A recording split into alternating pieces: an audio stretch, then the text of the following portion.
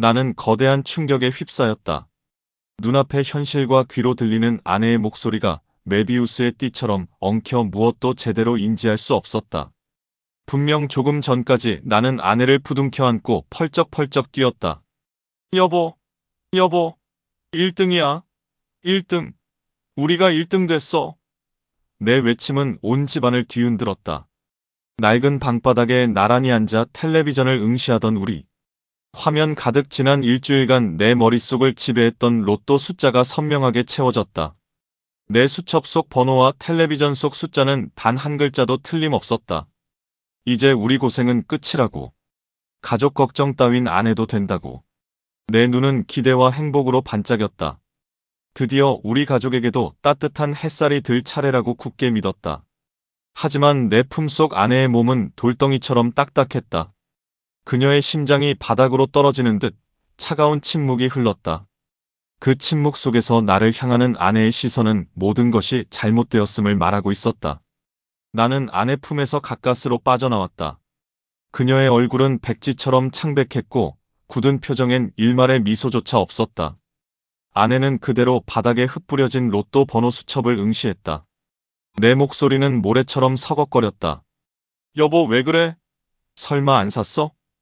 내 한마디에도 아내의 굳은 표정은 미동도 없었다. 아내는 떨리는 목소리로 겨우 입을 열었다. 미안해. 로또 안 샀어. 그 한마디가 거대한 망치처럼 내 머리를 내리쳤다. 꿈인지 현실인지 나는 구분조차 할 수 없었다. 모든 소리가 먹먹하게 들렸다. 1등 당첨 희망은 한순간에 산산조각 났다. 그 충격에 내 세상이 통째로 무너지는 듯했다. 내 몸은 파르르 떨려왔다. 나는 평생 가진 것 없이 살았다. 돈은 늘 내 소나귀를 빠져나갔다. 아무리 발버둥 쳐도 가난은 그림자처럼 나를 따라다녔다. 변변한 재산도 특별한 기술도 없었다. 이 팍팍한 현실에서 벗어나려면 지독한 노력만으로는 안 된다는 것을 나는 일찍이 깨달았다. 그래서 늘 한 방을 꿈꿨다. 허황된 꿈이라 비웃는 이들도 있었지만 내게 로또는 이 지긋지긋한 가난에서 벗어날 유일한 희망이었다.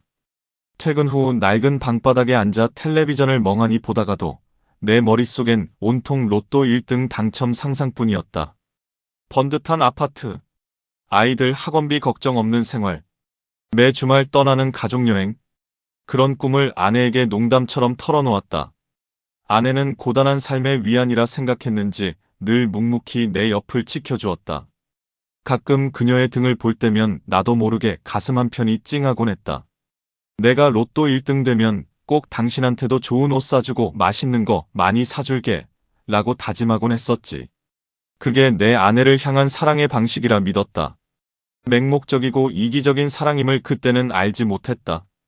결혼해서 가정을 꾸렸지만 형편은 크게 달라지지 않았다. 아니, 아이들이 태어나면서 생활비는 배로 늘었다. 매달 생활비와 아이들 학원비를 맞추느라 아내와 나는 허리가 휘었다. 이 빠듯한 현실은 한시도 우리를 놓아주지 않았다. 나는 어떻게든 이 굴레에서 벗어나고 싶었다. 일주일 내내 회사에서 상사의 잔소리와 지긋지긋한 업무에 시달리다가 토요일 저녁 로또 추천만을 손꼽아 기다렸다. 그것이 내 삶의 유일한 낙이었다.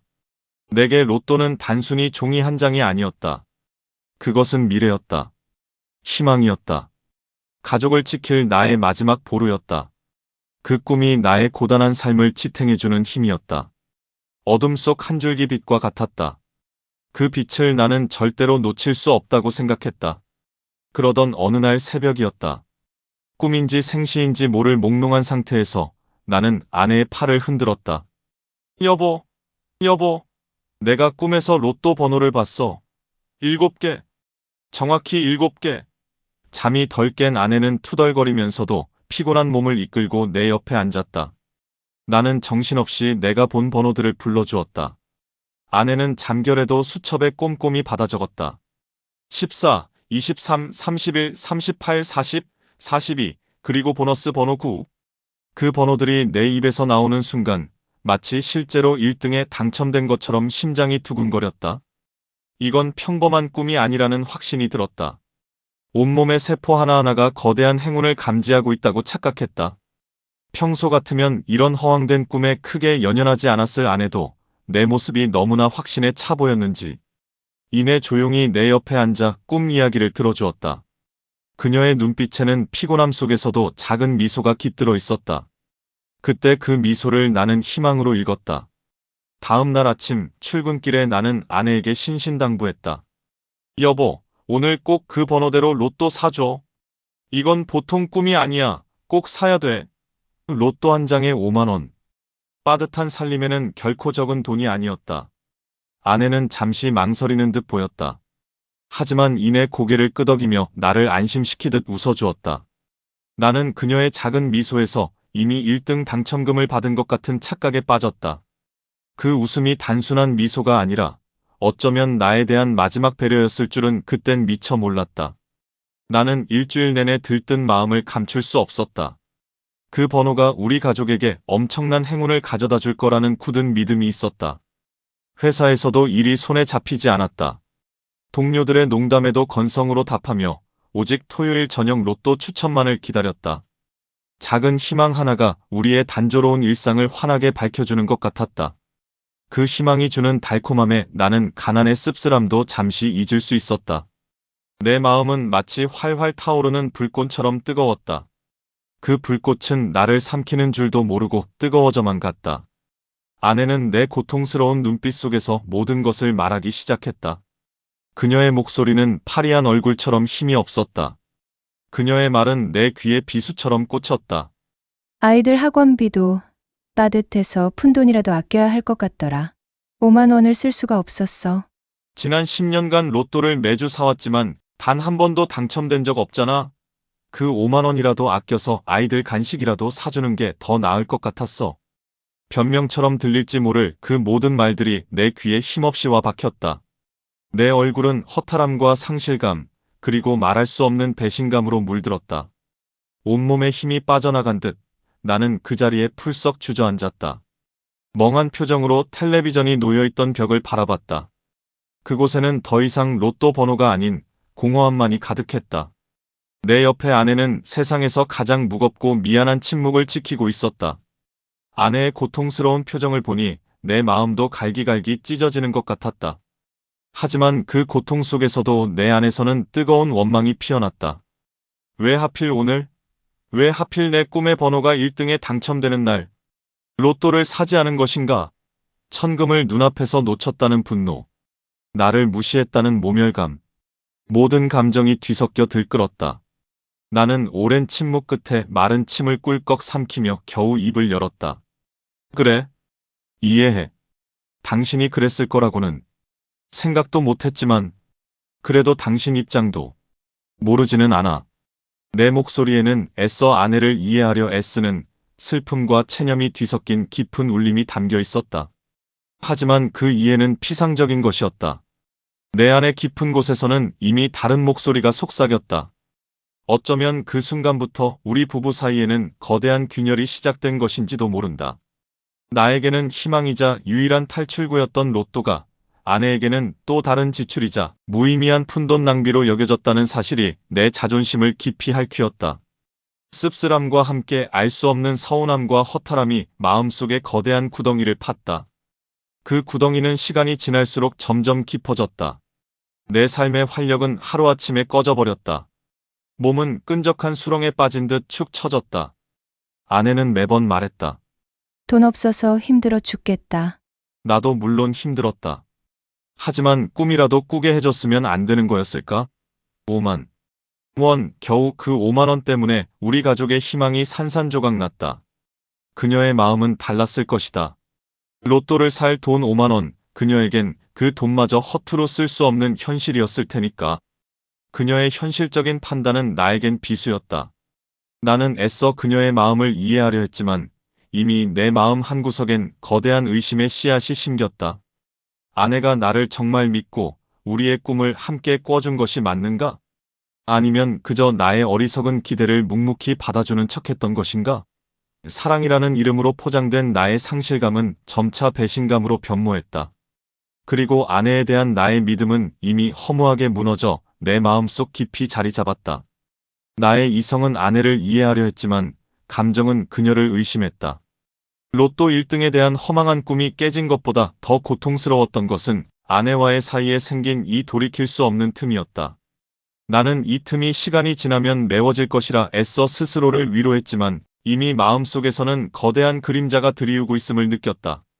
그 그림자가 우리의 관계를 집어삼킬 불길한 예감은 현실이 될 운명이었다. 밤은 깊었지만 나는 도무지 잠을 이룰 수 없었다.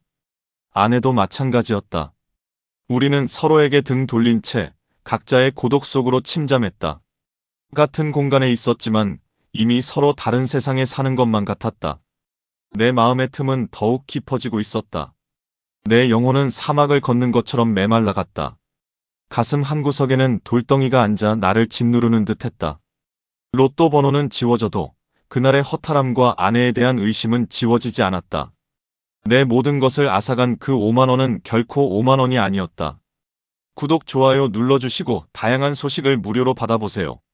그날의 로또 사건 이후 우리 부부 사이에는 보이지 않는 먹구름이 드리워졌다. 1등 당첨 번호를 본 사람이 로또를 사지 않았다는 충격은 내게 너무나 큰 상처가 되었다. 나는 더 이상 꿈 이야기를 아내에게 하지 않았다. 내게 희망이라는 단어는 이제 닿을 수 없는 먼 곳에 있었다. 텔레비전에서 로또 추천 방송이 나와도 애써 외면했다. 매주 토요일 저녁은 내게 절망과 허무함만을 안겨주는 잔인한 시간이었다. 아내는 미안한 마음에 내게 더 잘해주려 노력했지만 이미 허무하게 무너진 믿음은 내 마음속 깊이 박혔다. 마치 예리한 유리 조각처럼 내가 조금이라도 움직일 때마다 날카로운 통증을 유발했다. 내 눈빛에는 실망감과 아내에 대한 서운함이 늘 그림자처럼 드리워져 있었다. 나는 아내의 노력에도 불구하고 그 상처를 어떻게 다독여야 할지 몰라 답답했다. 집안에서는 숨막히는 침묵이 이어지는 날이 많아졌다. 우리는 대화보다는 각자의 생각 속으로 침잠하는 시간이 길어졌다. 나는 회사에 일이 많아 늦게 퇴근하는 날이 잦아졌고 기꺼이 그 야근을 택했다. 집에 일찍 가봐야 아내의 고통스러운 표정, 그리고 그 너머의 침묵과 마주해야 했으니까. 아내의 얼굴을 보는 것 자체가 고통이 될 때가 있었다. 로또 1등 번호가 우리에게 주었던 허황된 희망. 그것이 산산조각 났을 때의 허탈감. 그 모든 감정들이 뒤섞여 내 안에서 파괴적인 불신으로 변하고 있었다. 나는 아내를 이해한다고 말했지만 그 이해는 깊은 의심으로 위장된 것이었다. 과연 아내가 로또를 사지 않은 것이 그저 돈 때문이었을까? 혹시 다른 이유가 있었던 것은 아닐까? 아니면 나에게 무언가를 숨기고 있는 것은 아닐까? 나의 불안은 점차 커져만 갔다. 평화로웠던 우리 부부의 삶에 드리워진 어두운 그림자는 이제 그 형체를 분명히 드러내기 시작했다. 나는 내 손으로 우리 가족의 행복을 파괴하는 거대한 암훈을 자초하고 있었다. 그러던 어느 날이었다. 점심시간에 잠깐 회사 밖을 나선 나는 아내가 일하고 있는 식당 앞을 지나다 우연히 그녀의 모습을 발견했다. 아내는 식당 앞에서 한 중년 남자와 길가에서 이야기하고 있었다. 그녀의 손에는 작지만 도톰한 쇼핑백이 들려 있었다. 내 심장이 쿵 하고 떨어졌다. 나는 아내가 그 남자에게 쇼핑백을 건네는 모습을 목격했다. 그 남자 얼굴엔 낯선 미소가 번졌다. 아내 얼굴엔 수줍은 미소가 걸려 있었다. 그 미소는 내가 아내에게서 단 한 번도 보지 못했던 어딘가 설레는 듯한 혹은 은밀한 듯한 미소였다. 나는 망치로 머리를 한 대 맞은 듯 멍해졌다. 그 장면은 내 머릿속에 불륜이라는 단어를 강제로 새겨 넣는 듯했다. 가슴 속에 차가운 의심이 번개처럼 치솟았다. 잊었다고 생각했던 로또 상실감은 이 순간 아내에 대한 불신으로 화마처럼 번져갔다. 눈에 보이는 것이 진실이라고 착각했다. 내 안의 괴물은 더욱 힘을 얻고 자라기 시작했다. 저녁 식사 자리. 나는 애써 태연한 척하며 아내에게 그 남자와의 관계를 물었다. 애써 외면하고 싶었지만 내 안의 의심은 이미 괴물이 되어 나를 갉아먹었다.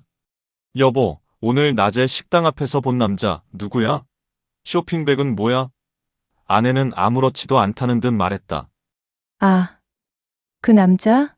단골 손님인데 예전에 식당에서 행패 부리던 손님을 막아준 일이 있어서 내가 작은 성의를 표한 거야. 고맙다는 말만으로는 부족했어. 나는 고개를 끄덕이며 더 이상 묻지 않았다. 아내의 설명을 들으면서도 내 마음은 찝찝했다. 단골 손님에게 왜 남편도 모르게 그렇게 다정하게 선물을 건네주는가? 게다가 그녀의 수줍은 미소는 단골 손님을 향한 것이라고 하기엔 어딘가 석연치 않았다. 내가 로또를 사라고 했을 때 그 5만 원이라는 큰 돈을 아깝다고 했을. 그녀가 과연 저런 사람에게 스스럼 없이 선물을 줄 수 있을까? 내 머릿속은 온통 이런 질문들로 가득했다. 나의 의심은 그날부터 거대한 몸집을 불리기 시작했다. 아내가 나에게 로또를 사지 않았던 것처럼 어쩌면 나에게 무언가를 숨기고 있는 것은 아닐까 하는 불길한 예감이 들었다. 그녀의 헌신적인 뒷모습 뒤에 가려진 진실이 무엇일까? 내 머릿속은 온통 혼란으로 가득 찼다. 그녀의 말 한마디 한마디가 마치 나의 의심을 확증하는 증거처럼 느껴졌다. 나는 증거를 찾아 헤매는 사냥꾼처럼 변해갔다. 그 후로도 몇 달이 흘렀다. 내 마음속 의심은 걷잡을 수 없이 깊어졌다. 나는 아내가 다른 사람에게는 그리도 고맙다는 성의를 표현하면서 나에게는 1등 당첨의 희망마저 빼앗았다는 사실에 대한 원망을 사귈 수 없었다. 아내에게 나는 그저 푼돈 낭비하는 남편이었던가? 내 희망은 그녀에게 그저 한심한 꿈에 불과했단 말인가? 이런 생각을 할 때마다 내 안의 분노는 스멀스멀 기어올랐다. 나는 아내가 일하는 식당 주변을 배회하는 일이 잦아졌다. 마치 형사가 범인을 추적하듯 아내의 모든 행동을 감시하기 시작했다. 그녀가 퇴근하는 시간, 누구와 이야기하는지, 어떤 표정을 짓는지. 나의 행동은 이미 광기에 가까웠지만 나는 나의 의심이 틀리지 않았다고 굳게 믿었다. 아내가 다른 남자와 깊은 관계를 맺고 있다는 망상에 사로잡혔다. 그녀가 왜 나를 속이는지, 무엇을 위해 그럴 수밖에 없었는지, 진실은 내 관심 밖이었다. 오직 그녀의 배신에 대한 분노만이 나를 집어삼켰다. 그 분노는 나를 벼랑 끝으로 몰고 가고 있었다. 어느 날 나는 회사를 마치고 퇴근하는 길에 우연히 그녀가 일하는 식당 앞을 지나다 걸음을 멈췄다. 빨간색 글씨로 선명하게 쓰인 현수막이 내 눈에 들어왔다. 축 1등 당첨! 꿈을 이뤄드립니다! 동네 로또방 앞에 걸린 현수막이었다. 그 현수막을 보는 순간 내 머릿속에서는 지난날의 로또 사건, 쇼핑백을 건네주던 아내의 모습, 그리고 동료가 말했던 창업 준비라는 말이 파노라마처럼 스쳐 지나갔다. 마치 퍼즐 조각이 맞춰지듯 모든 의심들이 하나로 연결되는 듯했다. 설마 그날 아내는 로또를 샀던 건가? 그리고 1등에 당첨된 건가? 그래서 그 돈으로 나 몰래 다른 사업을 준비하고 그 남자에게 돈을 줬던 건가? 아니면 다른 로또를 산 건가? 나에게는 그렇게 아까워하던 돈을 다른 남자와 몰래 사업을 꾸미는 데 쓰고 있는 건가? 그 순간 나의 의심은 실체 없는 그림자를 벗고 명확한 모양을 갖추기 시작했다. 내가 애써 외면했던 불신의 감정들은 거대한 파도처럼 내 마음을 뒤흔들었다. 내 마음속에서는 이미 아내가 로또 1등에 당첨되어 다른 남자와 사업을 계획하고 있다는 비극적인 상상이 시작된 것이었다. 나는 이 모든 배신감과 분노가 나를 지배한다는 것을 막을 수 없었다. 내 이성으로는 도저히 감당할 수 없는 상황이었다. 배신감과 절망감에 나는 몸서리쳤다. 내 삶의 모든 것이 무의미하게 느껴졌다. 이대로 가다간 정말 내가 미쳐버릴 것 같았다. 나는 이제 내 눈으로 모든 진실을 확인해야만 했다. 내 일상은 의심의 미로 속에서 헤어나올 수 없게 되었다. 밤늦도록 잠 못 이루고 천장만 바라보는 날이 많았다. 잠이 들어도 악몽에 시달렸다. 꿈속에서도 아내는 그 남자와 함께 내 눈앞에서 사라졌다. 마치 그들이 내 로또 당첨금과 함께 내 행복을 훔쳐가는 것처럼 느껴졌다. 아내의 표정 하나, 행동 하나에도 나는 숨겨진 의미를 찾으려 애썼다. 늦게까지 식당에서 일하고 돌아오면 나는 싸늘한 눈빛으로 물었다. 오늘도 창업 준비 잘하고 왔어? 내 질문 속에는 비아냥거림과 동시에 어디까지 거짓말하는지 보자 하는 비열한 심리가 숨어 있었다. 아내는 내 말에 반쯤은 포기하고 반쯤은 짜증 섞인 목소리로 대답했다. 무슨 소리야? 당신도 알다시피 장사라는 게 쉬운 게 아니잖아. 그럴 때마다 내 눈빛은 더욱 깊은 의심으로 물들었다. 장사가 쉬운 게 아니라고? 그럼 그 남자는 뭔데? 창업은 또 뭔데? 나를 기만하는 모든 말들이 그녀 입에서 나오는 것이라고는 믿고 싶지 않았다. 우리 부부 대화는 점차 줄어들었다. 침묵과 오해만이 그 자리를 채웠다. 아내는 지친 기색이 역력했고 나는 그런 그녀를 보며 역시 내 의심이 틀리지 않았어. 저 표정은 억울함이 아니라 죄책감과 피곤함이 뒤섞인 거야라고 나의 의심을 합리화했다. 나를 배신한 아내를 내가 왜 용서해야 하는가? 나의 분노는 점차 타당성을 얻고 있었다. 이 결혼은 이미 끝난 것이나 마찬가지라고 나는 속으로 되뇌었다. 이제 그녀의 가면을 벗겨내야만 했다. 그러던 어느 날 오후 나는 휴가를 내고 은행 업무를 보러 가는 길이었다. 휴가는 핑계. 사실은 아내의 뒤를 밟기 위함이었다. 그녀가 일하는 식당 주변을 서성이던 나는 눈앞에 펼쳐진 광경에 온몸에 피가 차갑게 식는 것을 느꼈다. 식당 앞에서 또다시 아내가 그 중년 남자와 함께 있는 모습을 보았다. 이번에는 아내가 쇼핑백이 아닌 작고 아기자기한 상자를 그 남자에게 건네주고 있었다. 남자는 고맙다는 듯 밝게 웃었다. 아내는 그의 어깨를 두드리며 짧은 농담을 건네는 듯 보였다. 내 눈에는 이 모든 것이 너무나도 다정해 보였다. 내가 아내에게서 단 한 번도 받아본 적 없는 다정한 눈빛과 스스럼 없는 몸짓. 그 남자의 얼굴에는 내가 로또 1등을 상상할 때 보였던 희색이 가득했다. 마치 영화의 한 장면처럼 느린 화면으로 내 눈앞에서 펼쳐졌다. 내가 그동안 품어왔던 의심들은 이제 증거라는 옷을 입고 확신으로 굳어지기 시작했다. 아내는 나 몰래 로또를 샀고 저 남자와 불륜 관계다. 그렇지 않고서야 이렇게 노골적으로 만날 리가 없어. 나에게는 로또 살 돈도 없다며 절규하던 그녀가 왜 저 남자에게는 아낌없이 선물을 주고 함께 창업을 논하는가? 내 마음속에는 질투와 배신감 그리고 이루 말할 수 없는 분노가 들끓었다. 나의 모든 이성이 마비되고 있었다. 이 모든 것이 마치 나를 비웃는 거대한 음모처럼 느껴졌다. 나는 더 이상 이 상황을 방관할 수 없었다. 모든 것을 끝내야만 했다. 내 시야가 붉게 물들었다. 그 순간 내 눈에는 아내와 그 남자의 다정한 모습 외에는 아무것도 보이지 않았다. 이성을 잃었다. 나는 아무 생각도 할 수 없었다. 오직 그들에게 달려가 모든 진실을 파헤치고 싶다는 충동만이 내 머릿속을 지배했다. 복수심과 함께 모든 것을 끝장내버리고 싶다는 파괴적인 욕망이 나를 지배했다. 나는 도로 건너편에 세워진 내 차에 무작정 몸을 던졌다. 손은 핸들을 잡았다. 발은 엑셀을 잇는 힘껏 밟았다. 위협적인 속도로 차가 둘을 향해 질주하기 시작했다. 이 나쁜 여자야. 다 말해. 내 분노에 찬 외침은 굳게 닫힌 차창 안에 갇혔다.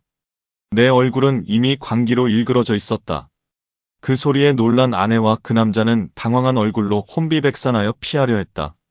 그 순간 차가 멈칫하며 아슬아슬하게 둘을 비켜나갔다. 급브레이크가 바닥을 긁는 소리가 귀청을 찢을 듯 울렸다. 타이어에서 흰 연기가 피어올랐다. 다행히 큰 사고는 아니었지만 주변은 순식간에 아수라장이 되었다. 행인들은 놀라 소리를 질렀다. 길가는 난장판이 되었다. 내 눈에는 오직 아내의 공포에 질린 얼굴과 그 남자의 당황한 얼굴만이 보일 뿐이었다.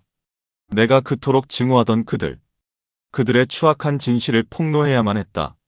정신없이 흘러가는 소동 속에 구급차와 함께 경찰이 출동했다. 나는 멱살 잡힌 채 파출소로 끌려갔다. 아내는 얼어붙은 얼굴로 경찰관의 질문에 답했다.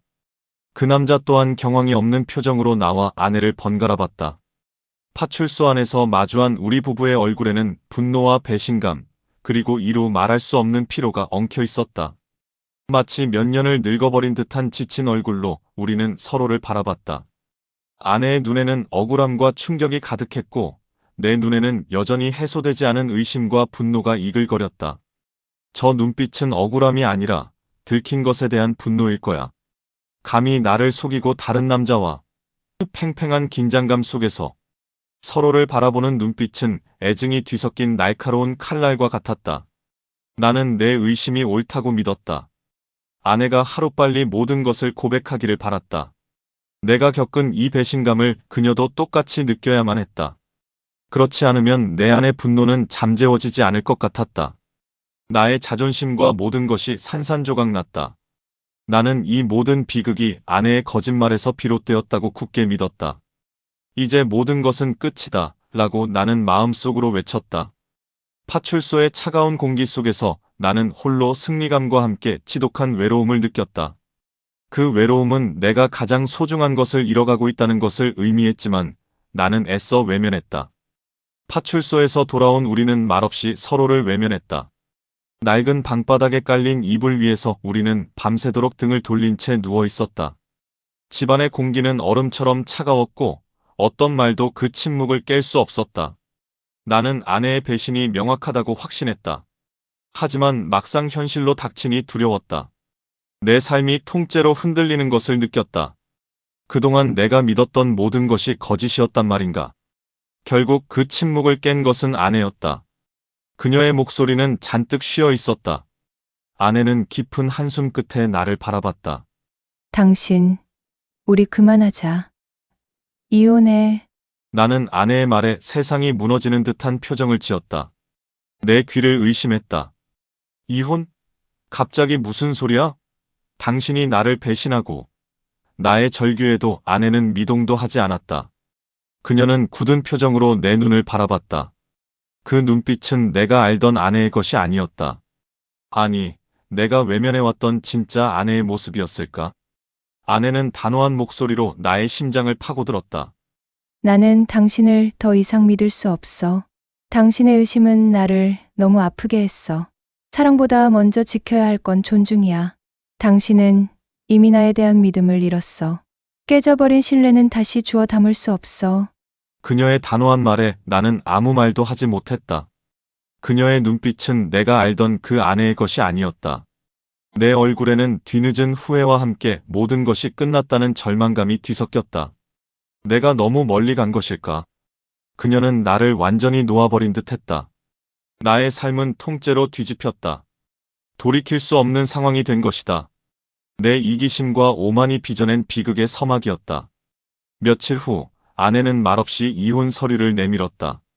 나는 멍한 상태로 그 서류를 들고 아내의 오래된 서랍장을 정리했다. 그러다 뜻밖의 물건을 발견했다. 서랍장 제일 안쪽 옷가지들 사이에 교묘하게 숨겨져 있던 낡고 긁힌 나무 금고였다. 나는 조심스럽게 금고를 열었다. 내 손끝에 닿는 나무의 질감이 왠지 모르게 아팠다. 그 안에는 오랜 세월 동안 아내가 나 몰래 모아온 통장 수십 개가 빼곡히 쌓여 있었다. 좋기 수십 개는 되어 보이는 통장들을 보자 내 심장이 쿵 하고 내려앉았다. 통장에는 5만 원, 10만 원, 20만 원 내가 기억하지 못하는 작은 금액들이 꾸준히 저축되어 있었다. 나는 통장을 하나씩 확인하며 충격에 휩싸였다. 이 통장들은 아내가 결혼 생활 내내 나 몰래 숨겨두었던 수십 년간의 비밀 적금이었다. 내가 푼돈이라 무시하던 그 돈들이 모여 어느새 내가 상상조차 할 수 없었던 엄청난 액수가 되어 있었다. 그녀의 인고의 세월이 이 작은 통장들 속에 고스란히 담겨 있었다. 통장들을 들고 있는 내 손이 파르르 떨렸다. 그녀는 대체 언제부터 이 돈을 모으기 시작했던 걸까? 나의 씀씀이가 컸다는 아내의 말이 뒤늦게 떠올랐다. 그녀는 내게 돈을 아껴 쓰라는 잔소리 대신 이렇게 묵묵히 가족의 미래를 준비하고 있었던 것이다. 나는 그녀의 깊이를 전혀 알지 못했다. 금고 안에는 통장들과 함께 빛바랜 종이 한 장이 들어 있었다. 전세 보증금 사기 피해 상담이라고 적힌 상담 서류였다. 그리고 그 서류 뒤편에 내가 의심했던 중년 남자의 이름과 연락처가 적혀 있었다. 박영호 부동산 중개인. 나는 머리를 망치로 얻어맞은 듯 정신이 아득해졌다. 전세 보증금 사기 위기? 이것은 내가 금고를 열어보기 전까지는 전혀 몰랐던 사실이었다. 아내가 홀로 나 몰래 감당했던 일이었다. 그녀가 모아둔 비밀 적금, 즉 그녀의 창업 미천이 될 뻔한 귀중한 돈을 잃을 뻔했던 것이다. 나는 내 눈을 피볐다.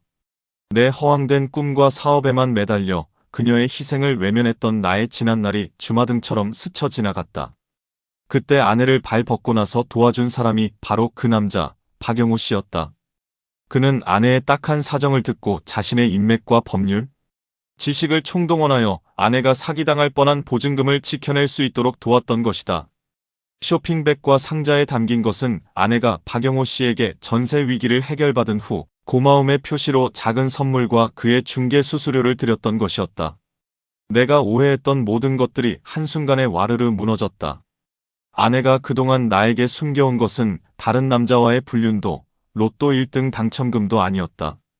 그녀가 홀로 모아온 창업 자금을 잃지 않기 위한, 그리고 그 돈으로 우리 가족의 더 나은 미래를 준비하려 했던 아내의 눈물겨운 노력과 위기를 해결해준 은인에 대한 진심 어린 고마움이었던 것이다.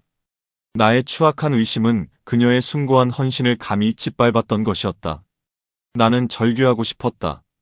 내가 얼마나 큰 죄를 지었는지 깨달았다. 그녀의 삶을 지탱하는 버팀목마저 흔들리게 할 뻔한 나의 어리석음은 용서받을 수 없는 것이었다. 내 가슴은 찢어질 듯 아팠다. 나는 내 손에 들린 통장들을 바라봤다. 지난번 로또를 아내가 사지 않았던 것이 사실이었다. 내가 푼돈이라 치부하며 아까워했던 5만 원. 그 5만 원이라도 아껴서 아이들 간식이라도 사주는 게 더 나을 것 같았다는 아내의 말이 이제야 비수처럼 박혔다. 아내가 준비하고 있었다는 창업은 바로 이 비밀. 적금과 그간 식당에서 일하며 쌓았던 경험을 바탕으로 더 안정적인 미래를 계획하기 위한 그녀의 꿈이었던 것이다. 내가 보았던 창업 미천은 로또 1등 당첨금이 아니었다. 아내의 땀과 절약으로 쌓아올린 수십 년의 시간과 노력 그 자체였다. 나는 무너져 내렸다. 내 눈에서는 뒤늦은 후회의 눈물이 왈칵 쏟아져 내렸다. 내가 얼마나 어리석고 맹목적인 의심에 사로잡혔는지, 내 욕심이 우리 가족을, 내 아내를 얼마나 깊이 파고들었는지 깨달았다. 내 모든 오해는 아내의 고통스러운 헌신을 감추기 위한 그녀의 처절한 노력 앞에 한없이 부끄러운 것이었다. 내 어리석음은 되돌릴 수 없는 강을 건넜다. 모든 것을 알게 된 후의 공허함은 내가 꿈꿨던 로또 당첨보다 훨씬 더 무거웠다. 이 지독한 허무함과 자괴감이 나의 온몸을 갉아먹었다. 나는 이제 내가 그녀에게 얼마나 큰 상처를 주었는지 똑똑히 알게 되었다. 돌이킬 수 없는 잘못을 저지른 것이다. 로또 1등이 눈앞에 찾아와도 결코 얻을 수 없는 가치들을 나는 그렇게 쉬이 내던져 버렸다. 내 삶은 이미 한없이 초라해져 있었다. 진실을 알고 무너지는 나는 마치 세상이 끝난 사람 같았다. 아내의 발치에 엎드려 울며 말했다. 미안해, 정말 미안해, 여보. 내가 바보 같았어. 당신을 어떻게 그렇게 의심할 수 있었을까? 내 목소리에서는 죄책감과 후회가 뒤섞여 있었다. 아내는 말없이 나를 바라봤다. 그녀의 눈에서는 뜨거운 눈물이 흐르고 있었지만 나를 용서하는 기색은 찾아볼 수 없었다. 내 상처는 깊고 컸지만 아내의 상처는 더욱 깊고 넓었다. 지진으로 갈라진 땅처럼 한 번 벌어진 틈은 쉽게 메워지지 않았다. 나에 대한 불신과 경멸이 그녀의 눈빛 속에 고스란히 담겨 있다는 사실이 내 마음을 갈갈이 찢어 놓았다. 아무리 내가 잘못을 빌고 용서를 구해도 아내의 눈빛은 더 이상 나를 담지 못했다. 내가 부서뜨린 것은 그녀의 믿음이자 나 자신의 미래였다. 나는 그녀를 잃었다. 더 이상 그녀 옆에 머무를 자격이 없다는 것을 인정할 수밖에 없었다. 나는 아내의 결심을 거두기 위해 온갖 노력을 했다. 무릎을 꿇고 애원하기도 했고 다시는 의심하지 않겠다고 수없이 약속했다. 그녀의 짐을 들어주었고 그녀가 일하는 식당 앞에서 하루 종일 기다리기도 했다.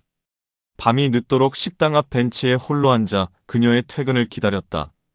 비바람이 몰아쳐도 굳건히 앉아 그녀를 기다렸지만 아내는 나를 한 번도 돌아보지 않았다. 그녀는 고개를 저으며 단호하게 말했다. 당신의 미안함은 알아. 하지만 깨진 신뢰는 회복하기 어려워. 나는 더 이상 당신의 의심 속에서 살아가고 싶지 않아. 사랑보다 먼저 지켜야 할 건 존중이야. 당신은 그 존중을 내게서 앗아갔어. 아내의 단호한 말에 나는 모든 것을 포기했다.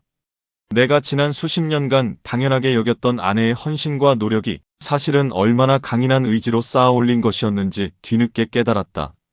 나의 오해는 아내의 존재 자체를 부정하는 것과 다름없었다는 것을.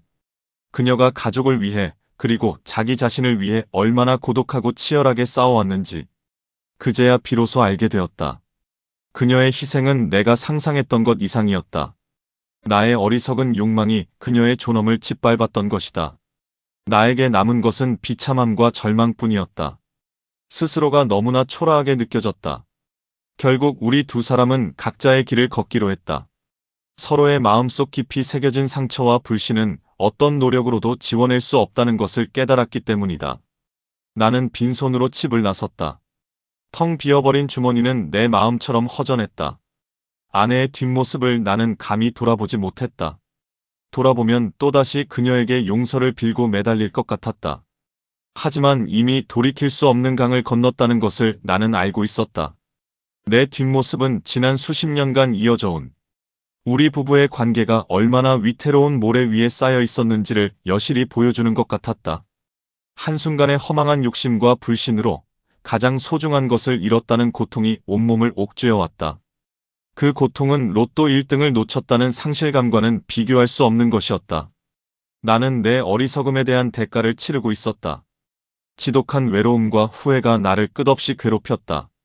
폐허가 된 내 마음속에는 더 이상 어떤 희망도 없었다. 그 후 나는 도시를 떠나 조용한 시골 마을로 내려갔다. 돈에 대한 맹목적인 욕심, 그리고 아내에 대한 턱없는 의심이 나를 얼마나 피폐하게 만들었는지 깨달았다. 나는 뒤늦게 나의 습관과 욕심을 버리기로 했다.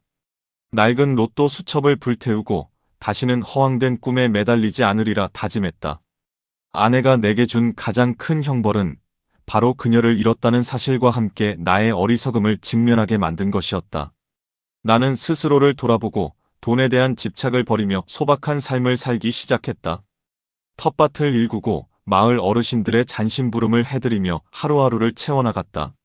나의 불행은 허망한 숫자가 아닌 자신의 가장 가까운 사람, 아내에 대한 믿음을 잃게 만든 나의 어리석음 때문이었다. 그녀는 내게 로또 1등보다 훨씬 더 값진 존재였음에도 불구하고 나는 그녀의 진심을 알아보지 못했다. 내가 잃은 것은 돈이 아니라 내 삶의 전부였다. 모든 것을 잃은 후에야 비로소 깨닫게 된 진실이었다. 나는 빈 껍데기만 남은 삶을 살아가고 있었다. 내레이션 그로부터 한참의 시간이 흘렀다. 사람들은 가끔 내게 묻는다. 로또 1등에 당첨된 것보다 더 큰 행운을 놓친 내가 지금 어떻게 살고 있는지. 그리고 나는 대답한다. 행운은 숫자가 아니라 믿음의 잔고에서 시작되는 거라고요. 그날 나는 복권 없는 당첨을 알게 됐지만 어쩌면 진정한 복권은 그 안에 담긴 믿음을 확인하는 데 있었을지도 모르죠. 내 인생은 예측할 수 없는 복권과 같았다. 어떤 번호가 나올지는 아무도 알 수 없었다. 하지만 중요한 건 당첨의 순간보다도 그 과정 속에서 내가 얼마나 믿음의 잔고를 채웠느냐 하는 것이었다. 나는 그 잔고를 비웠고 가장 소중한 것을 잃었다. 허망한 꿈을 쫓는 동안 내 옆을 지켜주던 진짜 보물을 보지 못했다. 내가 아내를 의심했던 시간들은 결국 내 스스로의 불안과 욕망이 만들어낸 환상이었다는 것을 뒤늦게 깨달았다. 나는 뒤늦게나마 참회하며 살아가고 있다. 우리 부부는 비록 갈라섰지만 아내는 땀과 절약으로 일군 그녀만의 방식으로 다시 한번 두 번째 시작을 준비하고 있다는 소식을 들었다. 그녀는 결국 자신이 쌓아올린 노력으로 스스로의 힘으로 당당하게 꿈을 이뤄가고 있었다. 나는 그녀의 새로운 삶을 멀리서나마 진심으로 응원했다. 그리고 나는 이제 안다. 진짜 행운은 누군가의 불신 속에서 피어나는 것이 아니라 서로에 대한 존중과 흔들리지 않는 믿음 속에서 영원히 빛난다는 것을. 진정한 부자의 길은 돈의 액수가 아니라 마음의 잔고를 채우는 것에서 시작된다는 것을. 내가 놓쳤던 모든 것들이 뒤늦게 내 마음을 울렸다.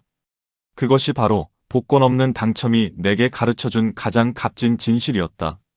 나는 더 이상 허황된 꿈을 꾸지 않는다.